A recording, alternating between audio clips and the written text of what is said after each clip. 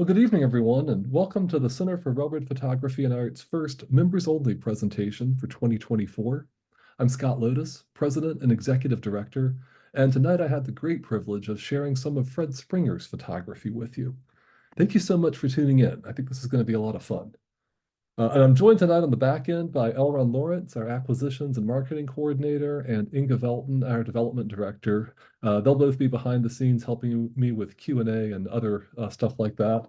And all of us would like to extend a special welcome to our new members joining us for the first time for a members-only show, and a very special welcome to members of the Springer family. We know some of you are out there tonight, and we're so glad you're here.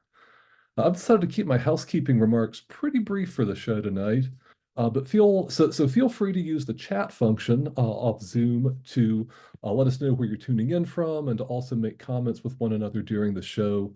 I'll be happy to take questions at the end of the presentation, and please try to use the Q&A feature of Zoom for that. Otherwise, those questions might get lost depending on how much traffic there is in the chat. So, as members, your support makes possible literally everything we do at the center. Your financial gifts make up about 70% of our annual income. We cannot thank you enough for that. Our biggest program is the archival processing and storage of collections of railroad photography and art. And in these members-only presentations, we like to give you a deeper look into some of our largest collections. Over the past couple of years, we've done that for several of our recent acquisitions. So for this presentation tonight, I'm going to turn back the clock to share one of our first big collections. Now, some of Fred Springer's early color photography is truly superb. This is Fort Worth and Denver train number 7 at Quanah, Texas in 1958. We've already shared quite a bit of Fred's color work, both online and in print, and so I'm going to be focusing more on his black and white photography for this presentation. But first of all, who exactly was Fred Springer?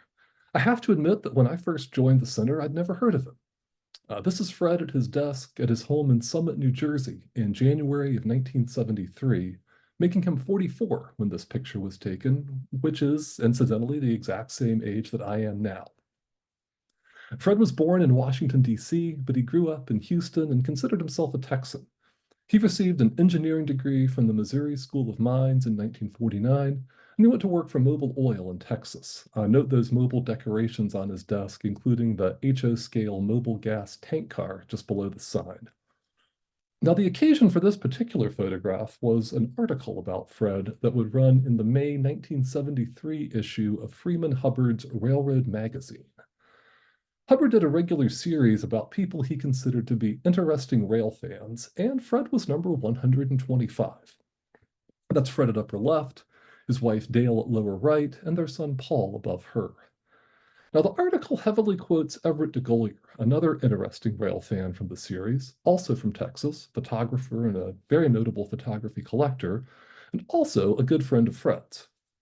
Now, Fred's early interest in railroads and photography focused heavily on steam locomotives. DeGolyer encouraged Fred to look at more of the railroad environment, and we will come back to that point later in the presentation. When Fred and Dale donated his photography collection to the center in 2012, John Gruber, our founder, published this announcement in our journal, Railroad Heritage. Now, this was my introduction to Fred and his photography. I had just been hired as the center's executive director a few months earlier. I wasn't alive for the Railroad magazine article back in 1973, and then Fred really rarely sought publication for his work in his later life. John Gruber led off the article with Fred's photograph of Rio Grande Southern Galloping Goose number 4 at Ophir, Colorado in 1950, and that is Fred's father, George Springer, leaning out the window. The Rio Grande Southern was really a photographic touchstone for Fred, who nurtured a lifelong love for narrow gauge railroads. His daughter Carol told me about a letter that she recently came across. Fred was stationed in Germany in 1951 and 52 during the Korean War, and this was a 6-page letter back home to his parents in Texas. Now, he didn't say much about Germany or the military. Almost everything he wrote was about Colorado narrow gauge railroads. He was so concerned about the fate of the Rio Grande Southern that he even arranged through the Durango Chamber of Commerce to have the Durango newspaper sent to him. This is another picture of Goose 4 from that family vacation trip back in 1950. This is the water tank in Trout Lake, and the Springer family traveled to Colorado for many summer vacations in the 1940s, 50s, and 60s. Here's Goose 4 at Ophir once again, and my favorite photograph from that 1950 trip. There were 5 people in the Springer party that year. They drove up to the Rio Grande Southern Depot in Ridgeway that morning and asked to go for a ride on the Goose. Well, 5 people was not enough people to justify the trip to Ed Randell, superintendent of the railroad. But then another rail fan, Bob Christian, arrived with his family. That made 9 people, and that was enough to run the Goose that day. So away they went, much to our photographic benefit now, almost 75 years later. The next year, the Springers made another Rio Grande Southern trip in June. This is 1951. This is Goose 5 next to a footbridge over the San Miguel River in Placerville. And here's Goose 5 next to the depot in Ophir, framed by the terminal of the aerial tramway there for the mine. And then this is Goose 7 on the high trestle at the foot of the loop. This is still the same day. I'm not sure of the occasion, but the railroad was running a gaggle of their geese on this particular day.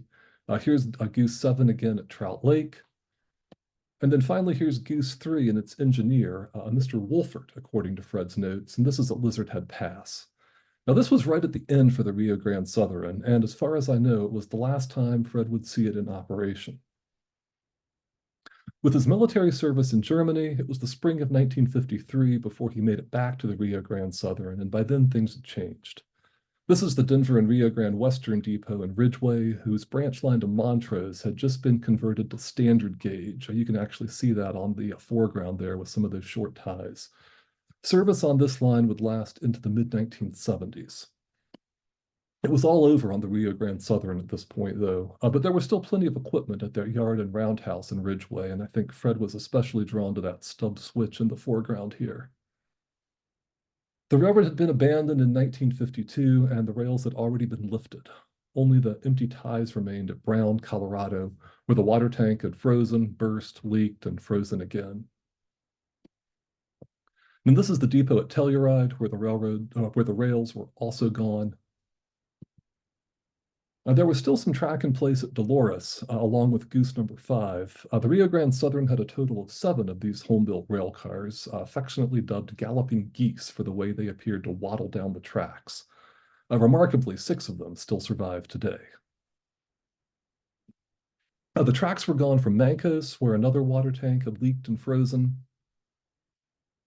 And here's what was left of the Ophir Loop a few years later in 1958. I think the Rio Grande Southern might have been the first railroad that Fred really loved. And having loved and lost something like this, I think he may have spent much of the rest of his life trying to find something like it again. Many of Fred's summer vacations included exploring old railroads in southwestern Colorado. Here he is with others in 1955 when they were driving the grade of the Colorado Springs and Cripple Creek District Railway. And that was a standard gauge line that had been abandoned in 1920 and turned into Gold Camp Road. And then this is the Denver and Rio Grande Western grade in the Black Canyon of the Gunnison River in 1956. Fred certainly didn't ignore the active railroads in this part of the world, though. This would be the Denver and Rio Grande Western's Durango Roundhouse in June of 1951, where we see K-37 locomotives 499 and 495 left. This view looks to the northwest, so it's the morning, and I'm guessing that these 2 engines were fired up to take a freight train east on this day.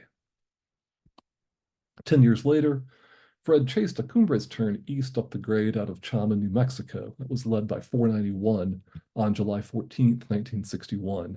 This is out along Highway 17, which was still unpaved in those days. Then here's the helper engine on that train, the 497, crossing the Lobato Trestle a little further up the grade with caboose 0574 bringing up the markers. A year later, Fred captured this fantastic view from inside the roundhouse at Alamosa, Colorado. That's K-36 engine 487 outside, and then the 476 K-28 is in the foreground. The K-28s were assigned to Durango, so it must have been in Alamosa for some heavy maintenance or repair work. I love this shot, and I'd really wanted to use it in our recent book about the Rio Grande narrow gauge. But in the end, I opted for a similar photograph by Jim Shaughnessy. It was a very hard choice. But I eagerly published this view of Fred's in the book, along with a dozen or so of his other photographs of the Rio Grande narrow gauge.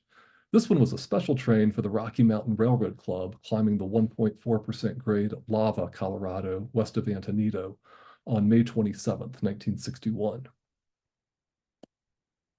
Fred traveled much further afield in search of narrow gauge railroads. This is the West Side Lumber Company in Tuolumne, California, during Fred's vacation in 1959.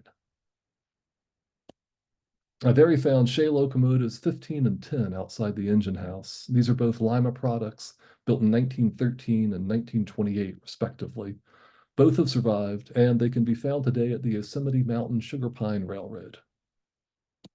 Fred even caught 15 leading a work train that day, and he took this shot at a grade crossing just north of town.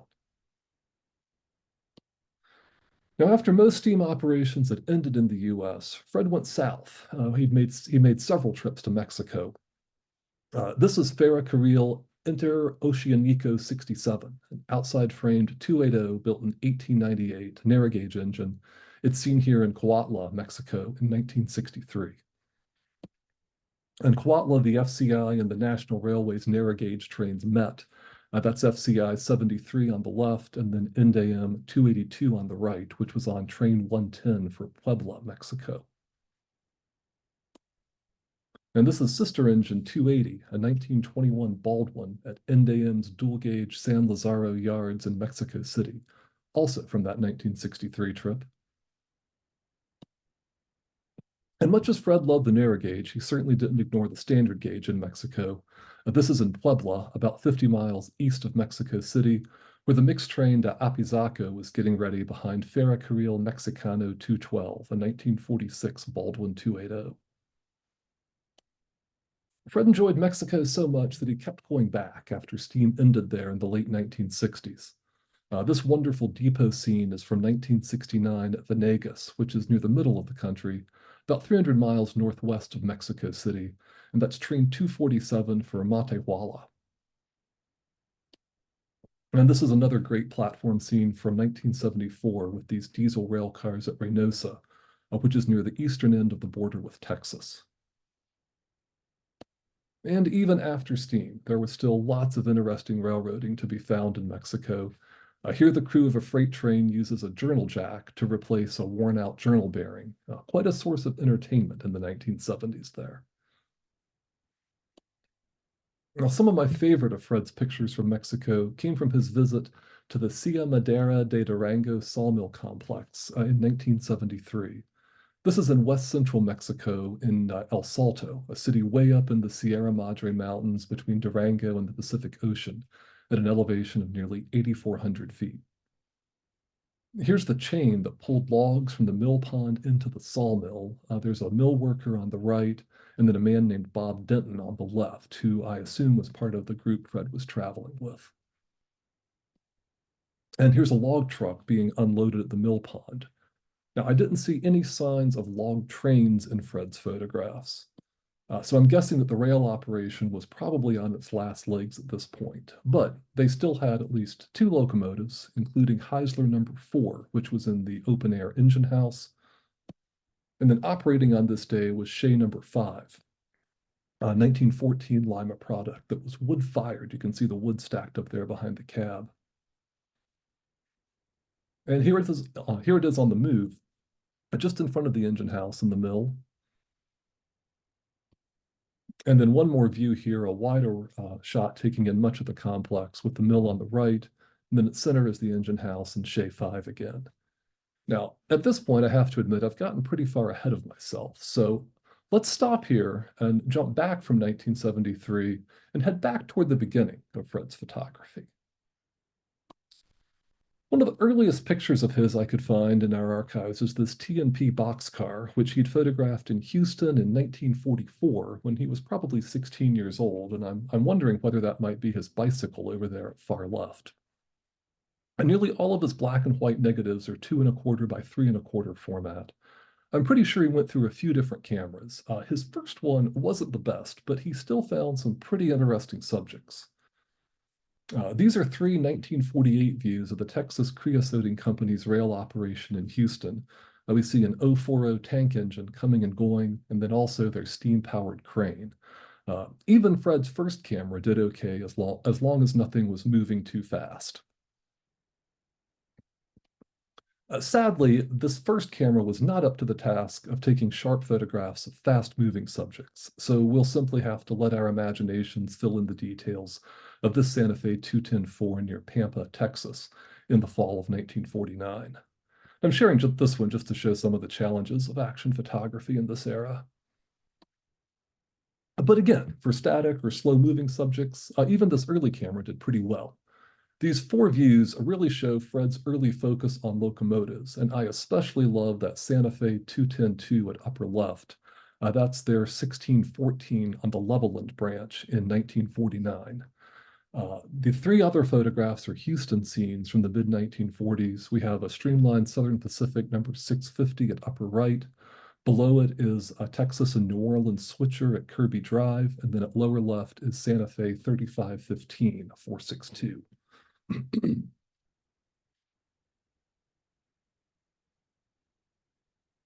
Now, Everett de Golyer may have said that he taught Fred to look beyond the locomotives, but I think that may have been at least a little bit of hyperbole on de Golyer's part. Fred took all three of these photographs between 1944 and 1948. And even as a teenager, he already had an eye for the railroad landscape. In this series, we have clockwise from upper left, the Gulf, Colorado, and Santa Fe Roundhouse in Conroe, Texas, the SP's Texas and New Orleans line at the Westheimer Crossing in Houston, and then the Texas Southeastern Freight Station in Diebel, Texas. In case you're wondering, here is what the Westheimer Crossing looks like today, thanks to Google Earth.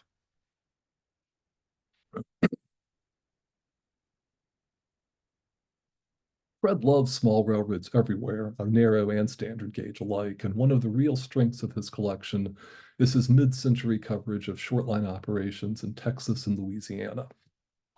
Now, not far north of Houston was a short line with a long name, the Waco, Beaumont, Trinity, and Sabine Railway Company. Fred made several visits to the WBT&S, also known as the Wobbly Bobbly Turnover and Stop. I am grateful to our Texas member Rick Malo for that tidbit, as well as providing me with pronunciation advice. I should hasten to add that any mistakes are most certainly my fault. These photographs span 1948 to 1956, and Fred really employed what we now call the layering approach to railroad photography, a term popularized by Richard Steinheimer and others who would keep going back to the same places and revisiting them over and over. Now, I'm sure their 262 number one, a steam locomotive, was the main attraction here, but Fred took in the whole scene, from the depot and the general offices to the train bulletin, even the weed-grown main line. He even posed in front of number one with his wife Dale and their friends Mr. and Mrs. Jean Dopp during their visit in May of 1956. The railroad ceased operating 3 years later, but Fred's life was really just getting started. Fred had married Dale Marie Mazel in 1954, and she became his frequent companion for photography and travel of all kinds throughout their lives. This is them in Sweetwater, Texas, where the T&P crossed the Santa Fe. And yes, she went on many of the narrow gauge adventures too. This is up at Marshall Pass in Colorado in September 1955, right after the Denver and Rio Grande Western had stopped running there. They used Rio Grande Southern's Goose number 7 for their dismantling operations, and I believe that's Fred's mother in the window next to Dale and Fred's father in the background. And then this is Dale and Fred with Fred's mother, Marguerite, up near Alpine Tunnel on the Denver South Park and Pacific grade the following year, in 1956. And Fred and Dale had 3 children, Catherine, Carol, and Paul. Here they are dressed up for Christmas in 1966. And of course, trains were really mostly a family affair for the Springers. Fred really tried to share his love of trains with his family, and this is them at the East Broad Top at Orbisonia, Pennsylvania in 1969. Now, Fred had wanted to be a model railroader, but due to his career with Mobil and the frequent moves that required, he was moving around too often to really be able to build a big layout in any one particular home. So instead, he got involved with live steam groups. And here he is with his 040 locomotive number 71 at the New Jersey Live Steamers in 1971. And yes, Dale took part in at least some of these live steam activities too. Now, having jumped back in time, I'm going to jump ahead again and talk a little bit about the Springer Collection's impact at the center. Now, the Springer Collection arrived at the center at what was really a very interesting and pivotal time for us. And as I had mentioned at the beginning, I had moved to Madison just a few months earlier to become our first full-time executive director. And at that point, I was the only staff member. John Gruber, our founder, was still deeply involved as a volunteer, primarily as the editor of our journal, Railroad Heritage. And he was also our project principal for what we were then calling the Chicago Project. We also had an outstanding editorial consultant working for us, Jack Holzheater, also mainly on the Chicago Project.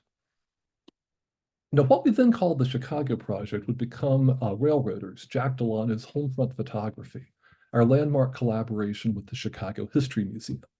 That opened in the spring of 2014, and the reason I'm mentioning it is that when the Springer Collection arrived in 2012, we were in the absolute thick of our biographical research into Delano's portrait subjects, as well as our fundraising efforts for that project. We were also beginning to have regular meetings with staff at the Chicago History Museum to figure out how the exhibition was going to take shape. Now, at almost 60,000 photographs, the Springer Collection was bigger than our entire archive at that point, and nearly twice the size of the largest collection we'd worked on so far, that of Wallace Abbey. The entire space we could actually call our own was this one-room office that John had rented, no bigger than a modest bedroom and bearing all the marks of a creative genius. We utilized Lake Forest College's Donnelly and Lee Library for our archival processing and storage. That was thanks almost entirely to the generosity and friendship of their archivist at the time, Art Miller. Now, thankfully, they had room to store Fred Springer's photography, but processing a collection of its size was really beyond the scope of what their student workers and volunteers could manage on our behalf, especially when they had plenty of their own projects to work on. But Fred Springer was not really concerned about any of that. He had known John Gruber for many years. He was impressed with both with John's own work and with what he was building at the center. Now, frankly, at the time, I think Fred may have had more confidence in our ability to take care of his collection than we did. And in addition to his photography, Fred and Dale gave us two more tremendous gifts. First, they left substantial funding to pay for our work on his collection, and then they also gave us time. They had absolutely no expectations for when or how we'd go about doing this work. And that was really quite a relief with the delivery dates approaching quickly at the Chicago History Museum for our exhibition there. So at first we ensured that both the collection and the funds were safe, and then we had to set them aside for a little while. Again, we had a staff of one at that point and a very big project to finish up. But a year later, we handed off most of our Chicago work to the Chicago History Museum. That summer, we moved into a larger office with not one, but two rooms. And that fall, we hired our first intern from the University of Wisconsin's School of Library and Information Studies.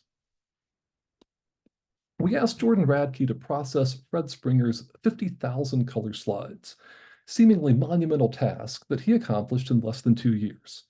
Now, that was thanks in part to our shift to a faster workflow, where we use a digital camera with a macro lens to photograph slides and negatives rather than scanning them. But it was also thanks to Jordan's great diligence and work ethic. Once he'd finished his master's degree, we were able to hire him as our second full-time staff member. All of this was possible thanks to the Springer's financial gift. Now, to share Fred's photography, we opened a Flickr account where we posted several thousand of his color images. They have collectively garnered millions of views. They are from users all over the world, and they've proven quite popular with rail enthusiasts from Central and South America, from Fred's many travels to that part of the world.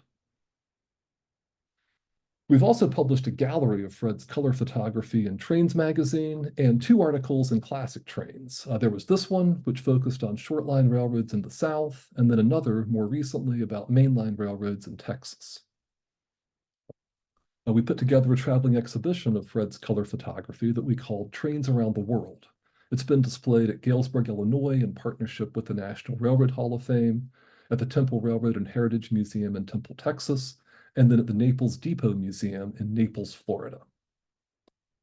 And it also led to this card from Dale.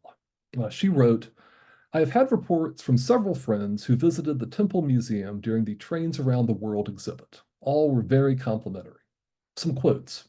Trains Around the World is first class all the way. This is an incredible exhibit that took me 2 days to take in.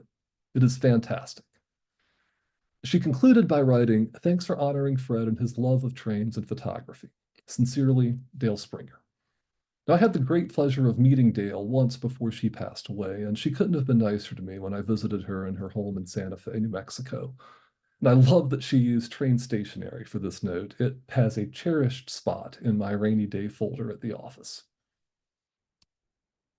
Now, meanwhile, Fred's 7,500 black and white negatives were still at Lake Forest College, and doing an initial survey of them was a project we could easily manage with an intern there. More recently, Natalie Kresick, shown here, one of our processing archivists at the center, has gone back and digitized a few hundred of those negatives at high resolution. Our initial scans at Lake Forest were low-res scans. And I've been using those scans that Natalie made to show you earlier tonight. So in the time that we have left now, I'd like to share several more of my favorites of Fred's black and white photography. Now, this is a 1957 photograph showing a pair of Southern Pacific RSD-5s on a Texas and New Orleans freight train in Houston. Also in 1957, this is a Santa Fe motor car M179 at Rago, Kansas, where two Santa Fe lines crossed. And still in 1957, this is the Frisco turntable at Hugo, Oklahoma, with GP7 number 573 in the distance. And it's really a great example of one of Fred's real strengths as a photographer. So many railroad photographers would have gotten up close and taken a portrait of the locomotive. But Fred pulled back to find a great composition of the whole railroad scene here, and I really like that about his work. He'd done the same thing here 3 years earlier in 1954 at the Wichita Falls and Southern in Breckenridge, Texas, and that's their steam locomotive 31 in the distance. He visited them again the following year in Eliasville, where he found two cows grazing next to these two abandoned cabooses. Fred definitely had a sense of humor that came through in his photography, and boy, if there is even one rock of ballast in the track there, I cannot see it. Another of Fred's favorite Texas short lines was the grandly named Roscoe, Snyder, and Pacific Railway. This is their 460 number 5 with caboose number 7 at Roscoe, Texas in 1950. 9 years later, Fred was at the other end of the 31-mile line in Snyder. They never made it to the Pacific. This is SW8 number 200 leading a two-car train and a caboose across a wood trestle. And he also recorded this crossing scene in Snyder that same day. The railroad connected to the Santa Fe there and the T&P in Roscoe, and most of it was abandoned in 1984. Fred loved interurban electric operations too, and he got some great shots of the Texas Transportation Company at San Antonio. This is their motor number 2 in 1963. Their big customer was the Pearl Brewery, whose semi-truck at left proclaims their lager to be the gem of fine beer. Now, we might debate that in Wisconsin, but I still love this shot. Fred made some of his very best short-line photographs on the Angelina and Neches River Railroad, which is still in business today. We actually saw a color shot of this scene a little bit earlier in that Classic Trains magazine article. The traffic rush in 1961 had brought steam out of storage here. This is their 260 number 208, working the Southland Paper Mill in Hurdy, Texas, which is just east of Lufkin. And at far right, that's one of their Alco S4s, number 12.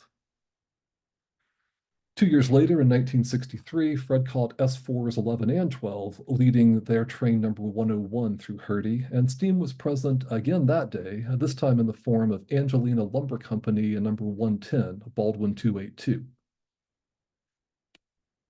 Fred caught the trifecta of Hurdy railroading that day, as T&NO train number 159 also came through town, led by SW8 110 and SW 1200s 116 and 125. And this shot actually makes a good transition into more of Fred's photography of the big railroads in Texas and beyond.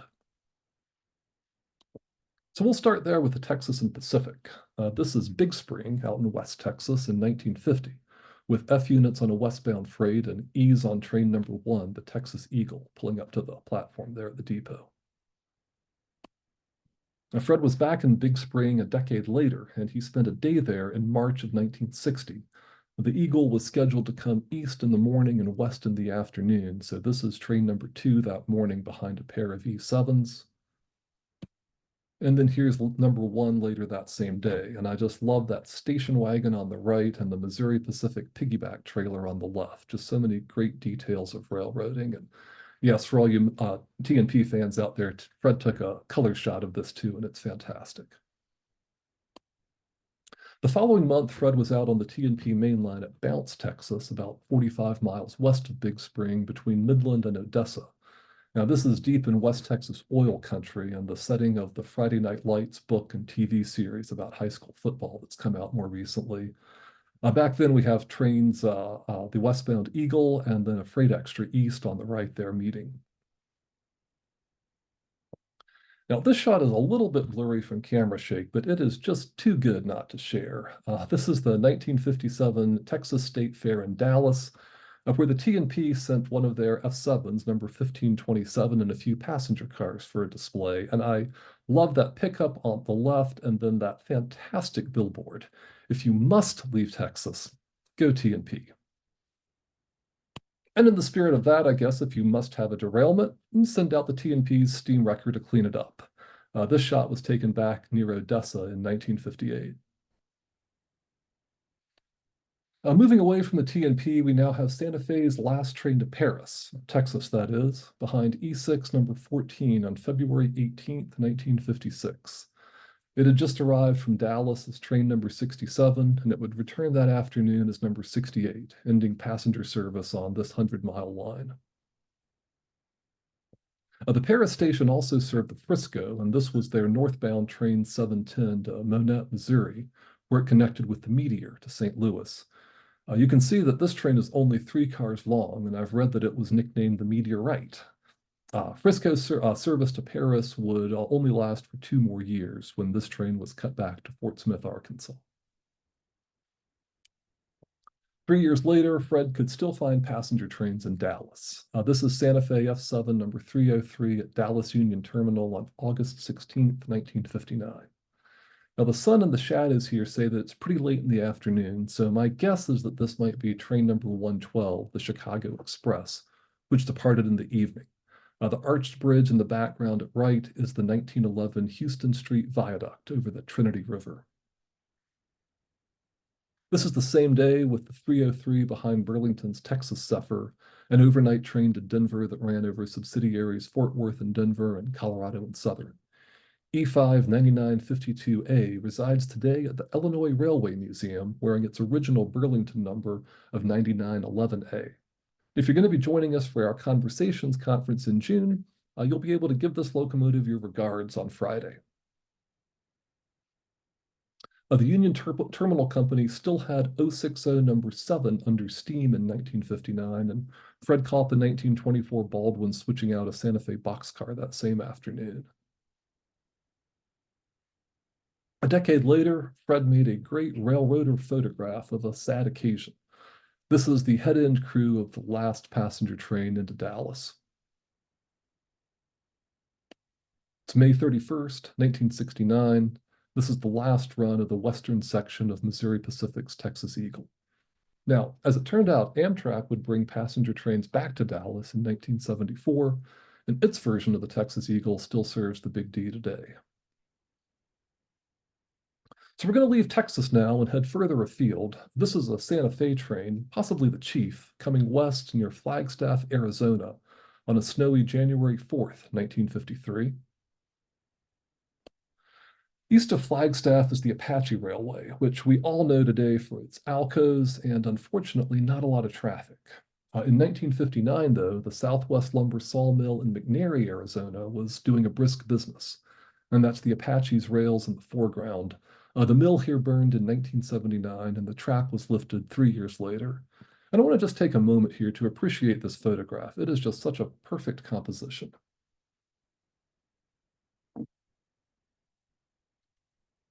Now, Arizona is even better known for its copper mines and copper hauling railroads, and Fred visited a few of them on this same trip in 1959. Now, this is an ore train of the San Manuel, Arizona Railroad, crossing a trestle near its namesake town. Fred even got to visit one of the big open pit mines. This is the New Cornelia mine, which was then owned by Phelps Dodge at Ajo, Arizona, on the Tucson, Cornelia, and Gila Bend Railroad. Here's a wider view of the pit, and I count at least 8 trains on the terraces of track that spiral down into the mine here. There are 3 trains at the top left corner, and then there are 5 along the right and down to the bottom middle. Phelps Dodge idled the New Cornelia mine in 1983. I have to jump back to the Southern Pacific for this shot, another favorite of Fred's, showing the coaling tower in Lordsburg, New Mexico, also from that 1959 trip, and another great visual exploration of the railroad environment, including that guy on top of the boxcar at right. And I'm really not sure if he's a brakeman, a hobo, or what, but he adds a nice human touch to the scene. And then there's this, the Colorado and Southern Yards in Denver on a late afternoon in September 1958. 280 number 648 steaming away at center. A sister engine that appears to be hauling a coal train is hiding behind the transfer crane in the background there. I believe Fred is standing on 16th Street looking southwest. The elevated road in the background is Spear Boulevard, and those are the railroad bridges over Cherry Creek, just in front of the road bridge. There's a Burlington freight house just to the left of the 648, a Hungarian flour mill beyond it, and then I just love all of those Ham's beer trucks at the warehouse at left. Now, there's still a mainline railroad here, but almost everything else in this scene has changed greatly. And to me, this is really Fred Springer at his photographic best, showing us just what it looked like back in his day. I don't think we're in Denver anymore, though. This is a place near and dear to my heart. This is Durbin, West Virginia, a junction of branch lines of the Western Maryland and the Chesapeake and Ohio. It's now 1971, and Fred was working out of Mobil's corporate headquarters in New York City. He had 3 stints there of a few years each, plus one at their Chicago office. Now, given Fred's love of steam and his Texan's sense of distance, it's no surprise that the Springers made frequent trips to West Virginia to ride and photograph the Cass Scenic Railroad. This is engineer Richard Carter oiling round during a stop at Whitaker Station in 1975 on the train to Bald Knob, which was powered by Shays 2 and 4 that day. I think Fred got his best pictures at Cass during a photo charter with the log train in November of 1972. It's shown here pulling out of Cass behind Shays 2 and 5, and that is the C&O line to Durbin in the foreground. They had a cold day that made for great steam, and Fred took this shot of the 2 Shays steaming away up the mountain from the caboose, just down from the summit at Bald Knob. And then this, a photo run by at Bald Knob with a vortex of smoke and steam. Truly one of Fred's all-time most dramatic steam action shots. I have very fond memories of riding the Cass Scenic Railroad and its Shay locomotives when I was a kid. And it's been too long since I've been back, so it was really fun for me to find these photos of Fred and of Fred's in his collection. Now, Fred was able to catch a lot of steam during his time in the East. This is a Reading Ramble behind their 2100 locomotive at Locust Gap, Pennsylvania, on the 4th of July, 1964. This photograph is a rare example where Fred didn't provide an exact location, and so I am grateful to our member Orrin Hellbach for helping pin that down for us. Orrin actually visited Locust Gap just this past Sunday and provided us with a contemporary view seen here. This is a single track that remains, is now part of the Reading and Northern. Orrin's in a little bit closer and shooting a little bit wider, but there's that white building on the right there, and then the building with the dormer just behind it. Those both appear a little bit further in the distance in Fred's photograph. It's always fun for me to see these then and now comparisons of what things looked like then and what they look like now. And speaking of the Reading and Northern, Fred also caught the 2102 before it belonged to Andy Muller. Here it's seen running on the Western Maryland at Virginia Mills, Pennsylvania in February of 1972. Fred's many steam excursions there included Steamtown's 127, aka Canadian Pacific 1278, on the Central Railroad of New Jersey's main line at Westfield, New Jersey, on a foggy October day in 1966. And of course, Fred visited Strasburg. This is their number 90, Lehman Place, Pennsylvania, next to Penn Central's electrified line to Harrisburg in 1968. And I love how Fred framed this with the fireman leaning out the window. It's really the chef's kiss of this picture for me. And then this is just an absolutely unbelievable steam excursion scene, at least by today's standards. This is a nickel plate 759 excursion at Bethlehem, Pennsylvania on September 20th, 1969, also on the C&J.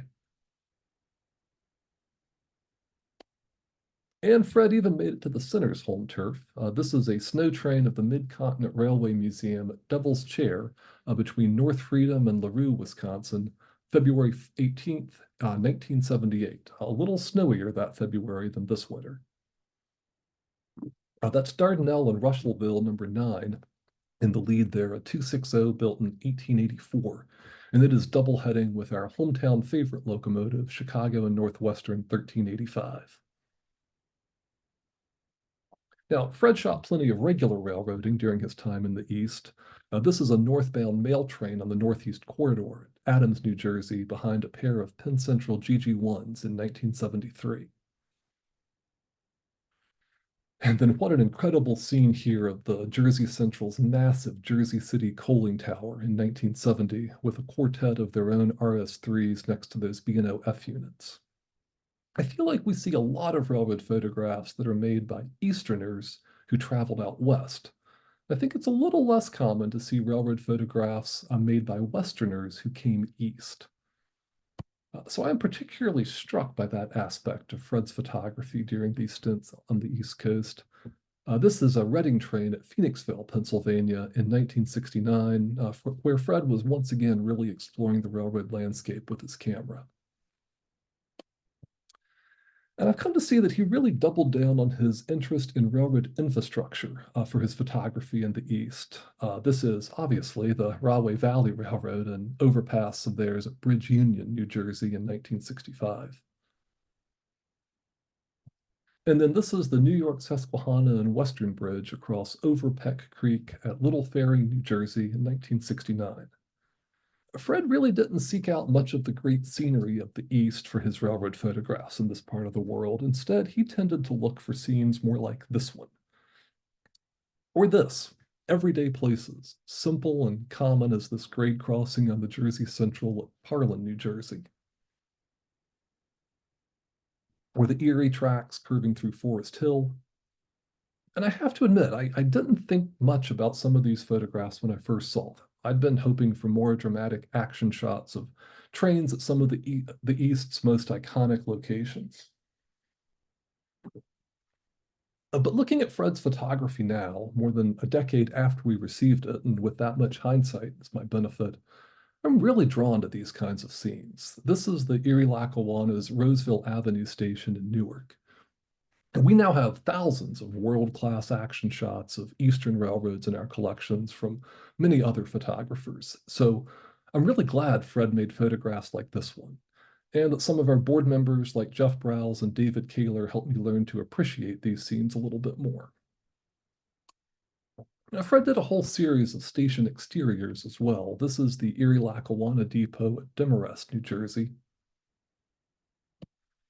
The Delaware and Hudson Depot in Binghamton, New York, and the New York, Ontario, and Western in Middletown, New York, which in 1964 was advertising office space for rent. The Erie also served Middletown, and this is their really elegant depot there.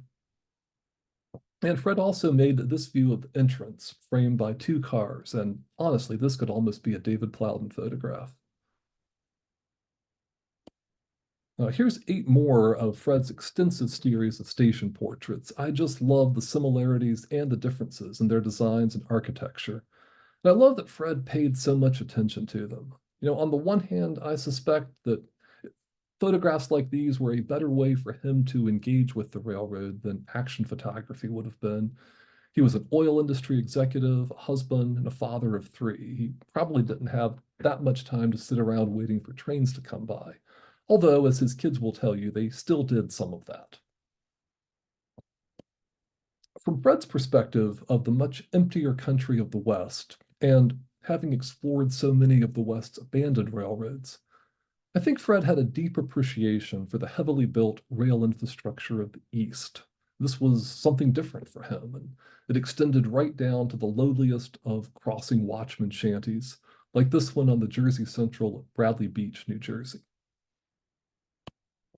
Fred also did a series of these watchmen and signal towers, where a lot of local rail fans may have taken these for granted. As an outsider from the West, I think Fred must have understood how special and ultimately how doomed all of these were. And thanks to him, we can still appreciate them more than half a century later. Fred retired from Mobile in 1985, and he and Dale promptly moved back to Texas. He spent a couple of days the following January, 1986, getting reacquainted with some of his favorite Lone Star railroads and getting some more of those action shots I'd been hoping to see. This is a Southern Pacific intermodal train east near Paisano Pass on the Sunset Route. And this is an eastward mixed rate climbing the grade about a mile west of the pass.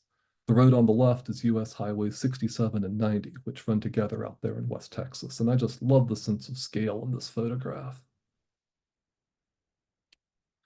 Now here's Amtrak train number 1, the westbound Sunset Limited, at the top of the pass behind a pair of their well-worn P-30 locomotives. And Fred was shooting color alongside black and white on this trip, which he'd been doing off and on for more than 30 years.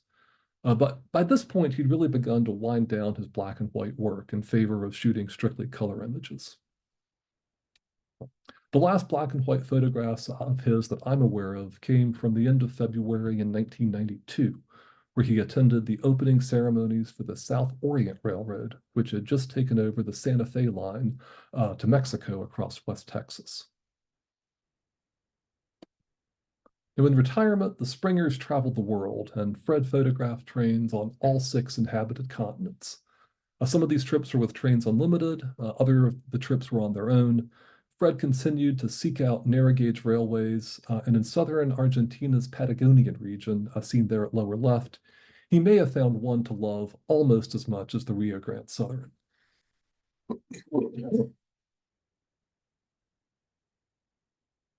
Fred also became quite active with the Friends of the Cumbres and Toltec Scenic Railroad, where he made a tremendous impact as both a volunteer and a donor. And he also got to revisit some of his favorite railroads and equipment from his early days of photography. But that's Fred at left in the overalls next to Goose 5 at Antonito, Colorado in 2008. And this is a photograph by Rich Tower, who serves on the center's board, and that's his wife, Caroline, in the red there at left. Ronnie Lopez from the railroad stands next to the Goose, and Rich and Caroline were friends with Fred's, and they've become great supporters of our work at the center. Fred and Dale was so generous with the center that we didn't even need to spend all of their financial gift to process his collection. By then, we had another big project in the works called After Promontory, our examination of transcontinental railroading for the 2019 sesquicentennial of the Golden Spike. We expanded our narrative of this story by looking at all of the transcontinental lines as well as their legacies. Fred's photography was especially helpful on the Santa Fe and the Southern Pacific in the Southwest, and with Dale's blessing, we used the remainder of their financial gift to help us complete that project. Now, so far, this exhibition has been to 12 different venues in 10 different states, and we have 2 more showings of it coming up later this year. The book we published in conjunction with Indiana University Press was in its 3rd printing the last time I checked. All of this is part of Fred Springer's legacy at the Center for Railroad Photography and Art. More than that, though, our work on Fred's collection helped lay the foundation for so much of our growth that has followed. This is Adrian Evans, who took over our archives following Jordan's departure in 2017. Here's Natalie again. You know, Fred and his family's confidence in us pushed us to expand. This is former intern Maddie Shovers. And the Springer's generosity enabled us to begin this growth. But this is John Kelly, one of our volunteers. Our archive had less than 50,000 images when the Springer collection arrived. That's Gil Taylor and Heather Sontag with one of our freezers for cold storage. Our archive now contains more than 500,000 images. That's L. Ron Lawrence, Adrian again, Shirley Berman, and Ken Rehor, with much of the Richard Steinheimer collection. We have commitments in place that will push us well beyond the 1 million image mark. This is former intern Wes Sondheim. And our staffing has grown at a similar pace. This is Aaron Rose, former reference and digital projects archivist. And this is Martin Carley, our new digital projects coordinator.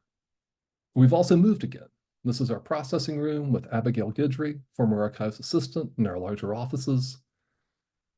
And this is our archive storage facility, which was empty when we moved into it at the end of 2019, and which you can see is already getting full here in 2024. We do have 2 more rooms, but they're starting to fill up too. Now, managing and sustaining this growth has become one of our biggest priorities at the center, championed by our staff and by our entire board of directors, and the exemplary leadership of Bon French, our chairman. Everyone shown here contributes mightily to our success, as do each of you, our members and supporters at the center. Thank you all so much. Fred Springer really helped set us on this path. We are indeed grateful. It's been so much fun for me to share more of his photography and some of the story with you tonight. I thank you for your time and for tuning in, and I'll be happy to take any questions. Before I wrap this up, though, I should note that our next Zoom program will be a public program in just 2 weeks. That is on Tuesday, March 5th. It's going to feature a photographer named Andrea Capiola, and her presentation is called A Spike in Time. This has contemporary photography from the Pacific Northwest. You won't want to miss it. 2 weeks from tonight, on March 5th, we'll have info on our website tomorrow, and you can see more in our email blasts and social media about that. So again, thank you for joining us. I'll be happy to take any questions. All right. Well, I'm jumping in with a couple of questions, Scott. First, I have to tell you, you nailed Tuolumne. Oh, well, thanks to you. No problem. We do have a few questions. One Sure. from Kevin Haas asks if railroad photographers such as Fred Springer were ever challenged by railroad bulls or escorted off the railroad property, or ever had any of the hassles that some of us have nowadays. To my knowledge, no, from Fred Springer, but I don't know that for sure. Maybe if any of his kids are still with us, if any of you can share whether you had any run-ins with railroad police. I'm not aware of any. I think Fred was certainly struck me as a very kind of gracious and personable kind of fellow, and I think he would have probably gone into some of these short lines in Texas and really fit right in and endeared himself to the crews and probably gained a lot of access that way. So, I think it was probably a time when that was a lot easier to do. And I think someone like Fred was probably, just by his very nature, was just pretty good at it. Yeah, he sure has that. You can even see that vibe in the pictures. Yeah, no, I mean, I think every picture I've seen of Fred, he was at least grinning, and a lot of them just kind of beaming from year to year. He certainly seemed like he really enjoyed life. There was a question from Paul Hensler who asked, "What year was the Pearl Beer picture taken?" Do you happen to know that I'll have to offhand? check my notes. I think it was the early 60s. If you give me just a moment, I know we have good metadata on that. We have both color and black and white photographs of the Pearl Brewery. So if Paul, if you or anybody else are looking for specific photographs, drop us a line earlier or later, and we can try to let you know about that. Yeah. Yeah, 1963 is that picture that was in the show. Oh, okay, got it. Yeah, 1963. Okay, 63, got it. Thank you. Let's see. Gene Graver asks if did Fred drive to his photo tropes? I know he drove a lot.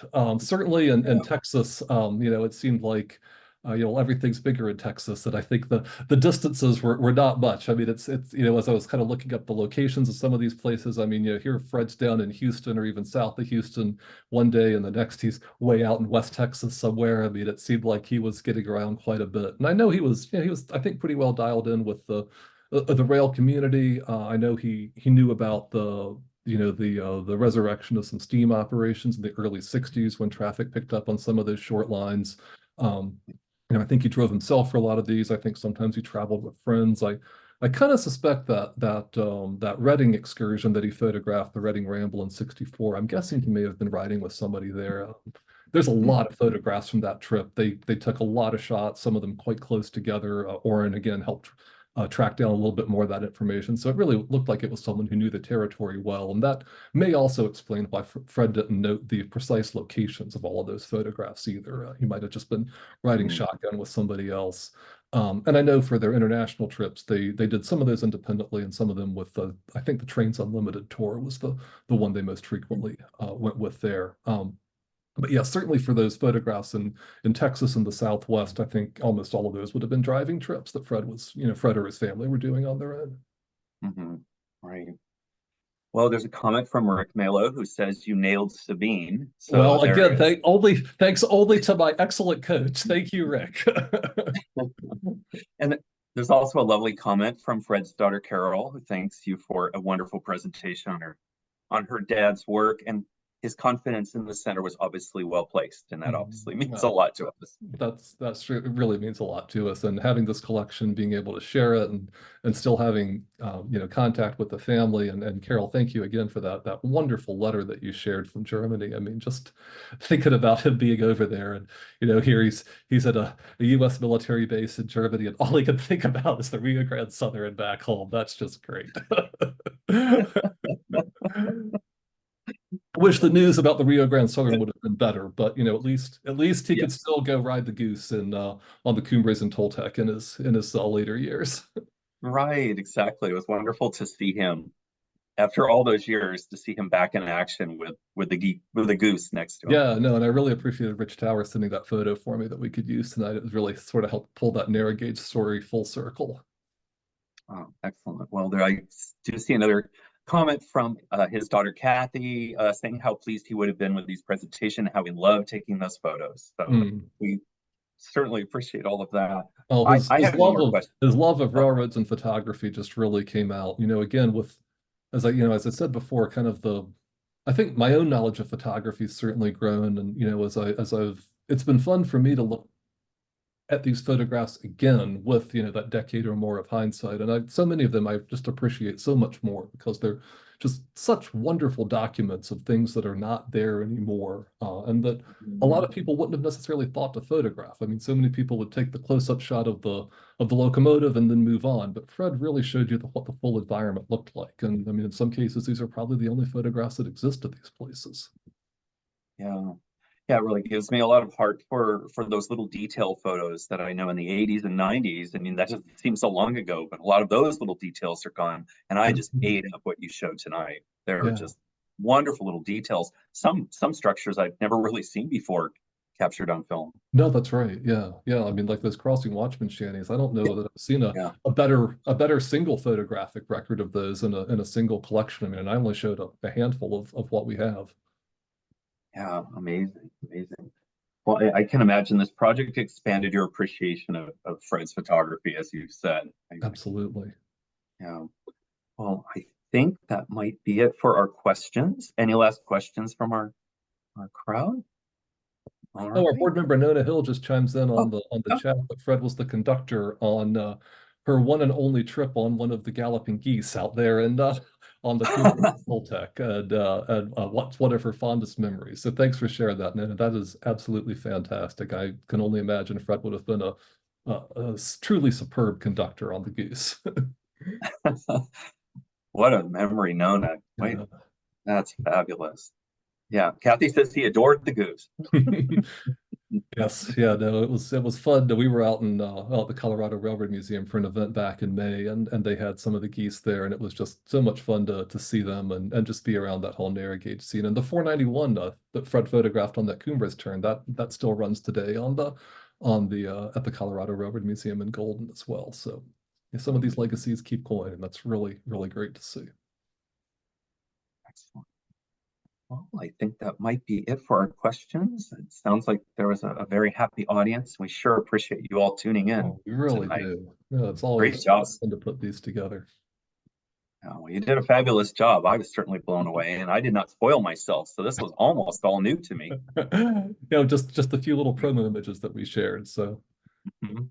Well, Exactly. thanks everyone for tuning in. And as we said, we'll be back in just 2 weeks for our March program. Again, that'll be Andrea Capiola on her photography from the Northwest recently. Some really great stuff. She has some really kind of insider views of some of the maintenance work. She's been able to photograph some of the track gangs out there, contemporary freight and passenger operations. She's also involved in the heritage community at the Mount Rainier and some of the others. So kind of a really nice mix of the current rail scene in the Northwest. Some really strong work. You won't want to miss that one. So make sure you tune in. We will have this is a members only show. It has been recorded. We will have a link available for private viewing that won't be posted on our publicly on our YouTube page. But if you want to see it, or if you want to share it, particularly Fred's family, if you want to share it with someone, just drop us a line. We'll be happy to get you the link so that you can view that later. The one on March 5th with Andrea, that'll be a public show that will be posted to YouTube after it's shown. But we hope to see many of you back here in 2 weeks for that one. It should be another good one. Mhm. Sounds good. Well, we'll get that posted, and if everyone's just emails us, you can also email us at info@railphoto-art.org. That'll do it. Well, thanks again for joining us, everyone, and we'll see you again in 2 weeks' time. Thanks, Thanks, everyone. everybody. Good night. Night.